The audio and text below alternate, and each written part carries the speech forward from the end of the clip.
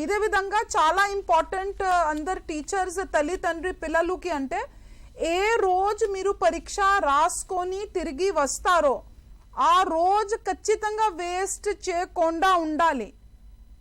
ఎందుకంటే ఒకవేళ మేము 14 రాస్తే పోనీ 18 ఉంది కదా, ఆ 14 సాయంత్రం పూట అస్సలు మీరు వేస్ట్ చేయకండి.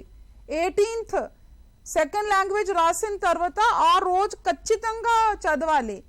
ప్రతిరోజు ఏ రోజు ఎగ్జామ్ రాసుకొని ముఖ్యంగా ఆ టైం పిల్లలు వేస్ట్ చేయగలుగుతారు. పద్మాజీ గారు చెప్పినట్టు ఆ రోజు మీరు టీచర్స్ ఒకవేళ స్పెషల్ క్లాసెస్ స్కూల్లో పెడితే ఆ పిల్లలు 4-5 అవర్స్ వేస్ట్ చేయరు. ఖచ్చితంగా ఆ రోజు పిల్లలు కొద్దిగా ఫ్రీ అయిపోయి అంటే కొద్దిగా వేస్ట్ చేస్తారు అనే అది ఉంటుంది.